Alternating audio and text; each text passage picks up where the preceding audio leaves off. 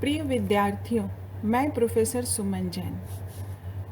आज फिर से हम आपके साथ हैं और श्रृंखला की कड़ियाँ लेक्चर 3 पर हम आपसे बातचीत करेंगे। हम उम्मीद करते हैं कि इस समय जो कोविड-19 की बीमारी महामारी के रूप में वैश्विक बीमारी जो फैली हुई है, आप अपने घरों में सुरक्षित होंगी, धैर्य से होंगी, शांति से होंगी और इसके साथ ही साथ जो है अपने स्वास्थ्य का भी पूरा ध्यान रख रही होंगी। और यह भी हम उम्मीद करते हैं कि आपकी पढ़ाई अच्छी चल रही होगी। पुनः हम अपने विषय पर आते हैं और श्रृंखला की कड़ियाँ पर बातचीत प्रारंभ करते हैं। महादेवी वर्मा की दृष्टि से हम पुनः बात आगे बढ़ाते हैं। प्राचीनतम काल में मनुष्य को सामाजिक प्राणी बनाने में और विभिन्न सामाजिक नियमों का, जैसे घर, परिवार, संबंध, रिश्ते, नाते, गृहस्थी, यह जो एक कार्यक्षेत्र है, इन कार्यक्षेत्रों का आविष्कार करने में स्त्री का कितना हाथ था यह कहना कठिन है, परंतु उसके व्यक्तित्व के प्रति प्राप्त आदर और स्नेह प्रकट करना इस बात को सिद्ध करता है कि मानव समाज की अनिवार्य आवश्यकताओं की पूर्ति उसी से संभव थी। यहाँ पर महादेवी वर्मा एक बहुत ही अच्छा कोड देती हैं श्रृंखला की कड़ियाँ में कि प्राचीन आर्य नारी सधर्मचारिणी तथा सहभागिन के रूप में कभी भी पुरुष का अंधानुसरण करने या अपने को छाया बना लेने का आभास नहीं मिलता। अर्थात जब हम प्राचीन साहित्य को देखते हैं या प्राचीन भारत को देखते हैं या वैदिक काल को देखते हैं, तो वहाँ पर जो स्त्री का समाज हमें दिखाई देता है, वहाँ हम लोग यह देखते हैं कि स्त्री जो है कभी वह अंधा अनुसरण नहीं करती है। और इसका संदर्भ महादेवी वर्मा याज्ञवल्क्य और उनकी विदुषी सधर्मिणी, उनकी पत्नी जो मैत्रेयी हैं, जिन्होंने वेदों की ऋचाओं का जो है अध्ययन के साथ साथ वेदों की ऋचाओं की रचना की है, उनके संदर्भ को हमारे सामने लाती हैं। याज्ञवल्क्य अपनी विदुषी सहधर्मिणी मैत्रेयी को सब कुछ देकर वन जाने के लिए प्रस्तुत होते हैं, तैयार होते हैं, परंतु वह मैत्रेयी जो है वैभव का उपहास करती है और अपने पति याज्ञवल्क्य से वह प्रश्न पूछती है। महादेवी वर्मा ने लिखा है श्रृंखला की कड़ियाँ में कि वह पूछती है, मैत्रेयी, यदि ऐश्वर्य से भरी हुई सारी पृथ्वी मुझे मिल जाए तो क्या मैं अमर हो सकूंगी? चकित विस्मित पति कह देता है, धन से तुम सुखी हो सकोगी, अमर नहीं। और यहीं पर वह बात समाप्त हो जाती है। पत्नी की विद्रूप में हंसी में उत्तर मिलता है, जिससे मैं अमर न हो सकूंगी उसे लेकर करूंगी ही क्या? यह एक बहुत बड़ा प्रश्न है स्त्री को लेकर।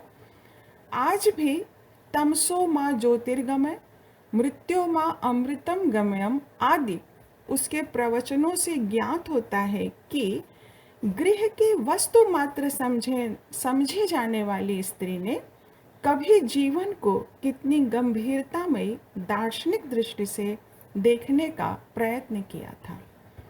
इसी परंपरा में हम सती गोपा यशोधरा का चरित्र देख सकते हैं।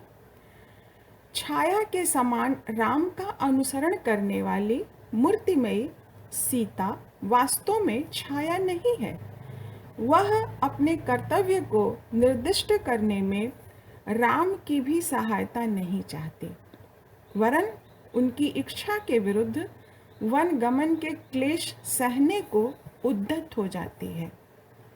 अंत में अकारण पति द्वारा निर्वासित हो जाने पर असीम धैर्य से वनवासिनी का जीवन स्वीकार करती है और गर्वपूर्ण संदेश राम को भेजती है। मेरी ओर से उस राजा से कहना कि मैं तो पहले ही अग्नि परीक्षा देकर अपने आप को साध्वी प्रमाणित कर चुकी हूँ। मुझे निर्वासित कर उसने क्या अपने प्रख्यात कुल के अनुरूप कार्य किया है?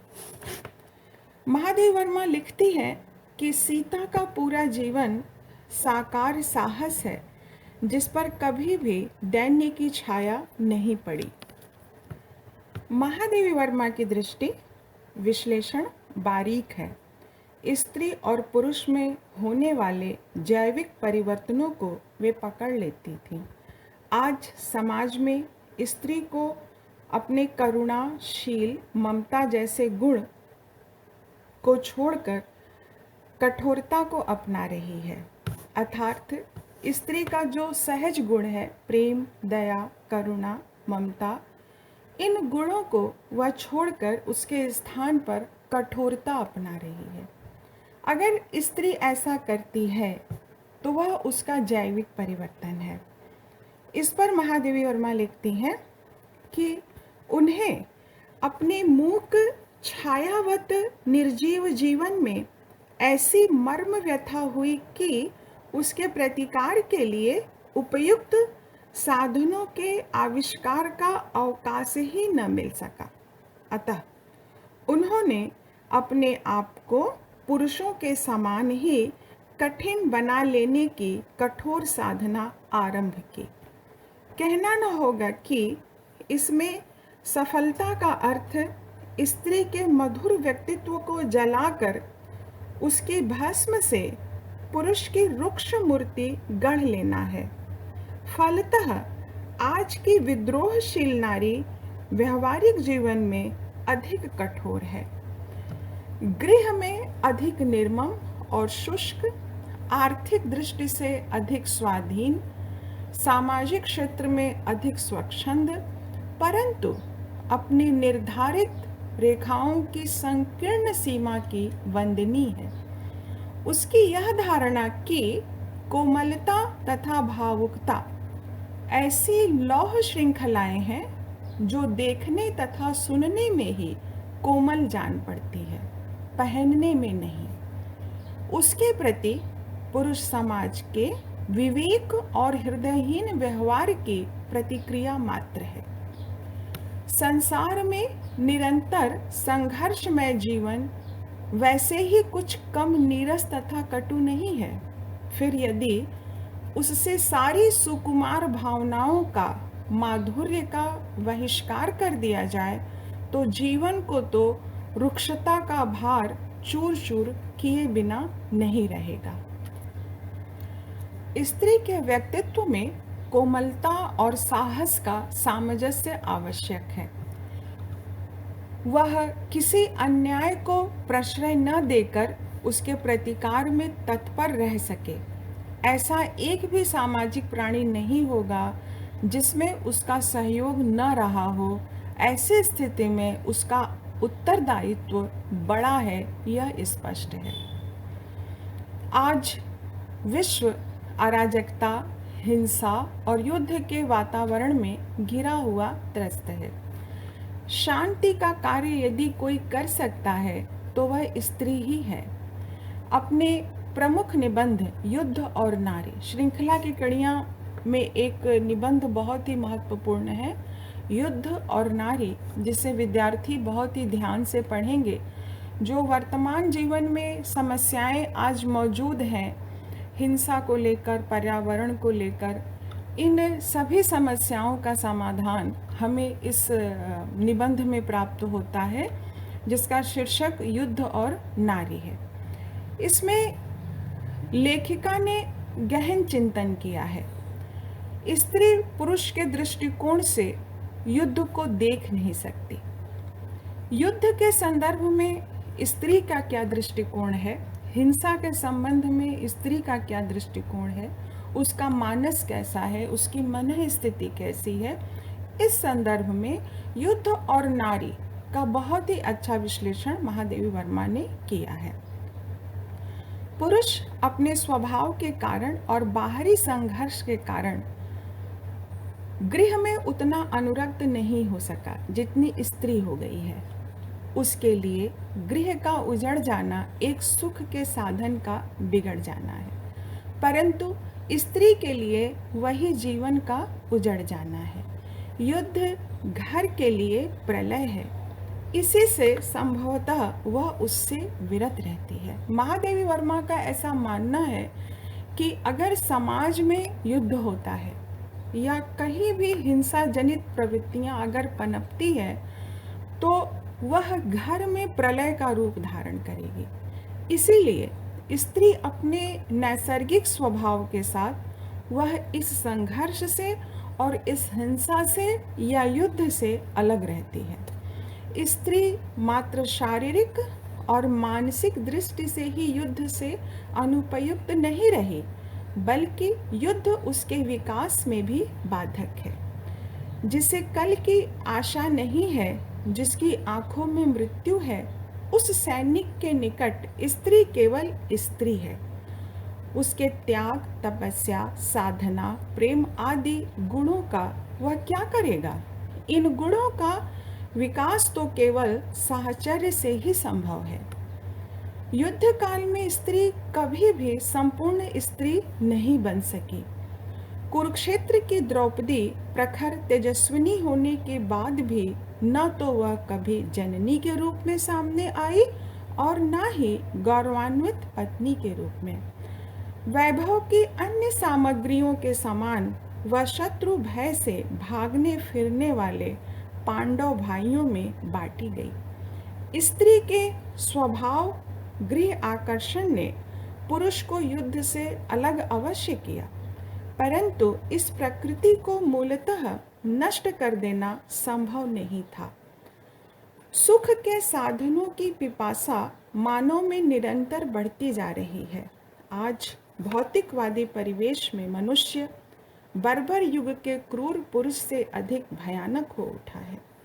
उसकी इच्छाओं की सीमा नहीं है, इसलिए युद्ध संख्या की भी सीमा नहीं है। इन विपरीत परिस्थितियों में लेखिका ने अपना मंतव्य प्रकट किया है। उन्होंने लिखा है, यदि स्त्री पग पग पर अपने आंसुओं से उसका मार्ग गीला करती चले तो यह पुरुष के साहस का उपहास होगा।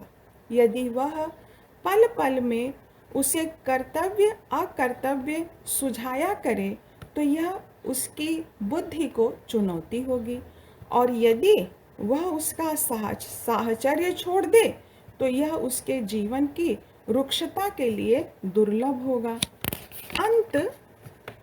अंत में पुरुष ने यह बाधा दूर करने का सहज उपाय ढूंढ निकाला।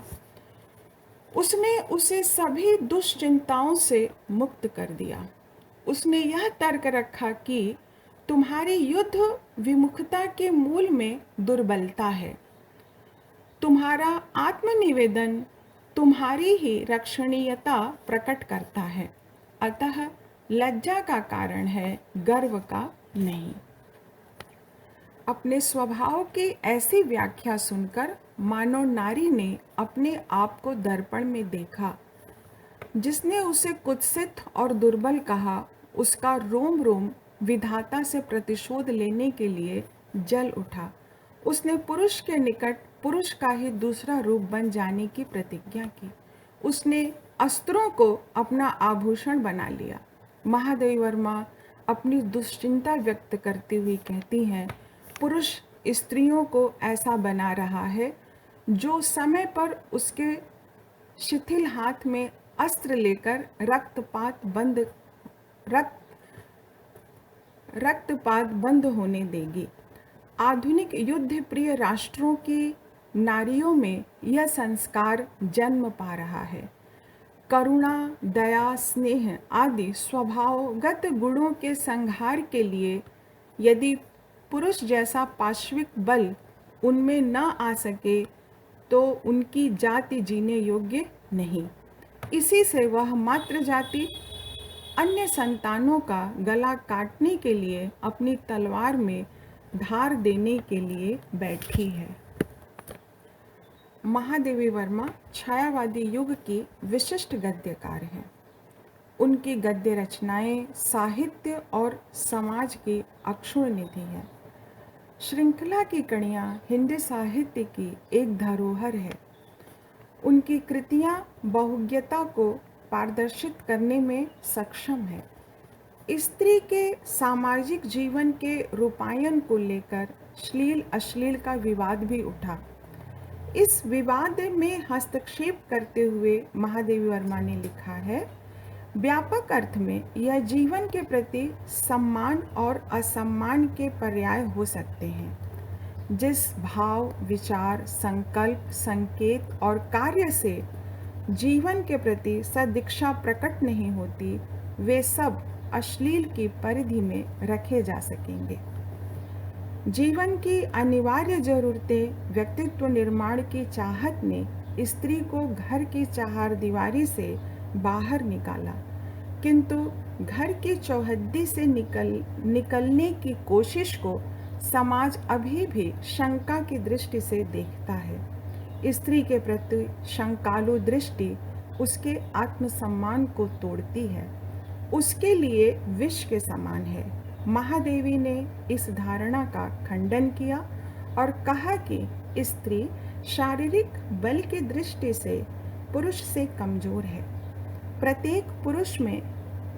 प्रत्येक क्षेत्र में पुरुष की समानता करके उसने प्रमाणित कर दिया है कि उक्त धारणा के मूल में कोई तथ्य नहीं था।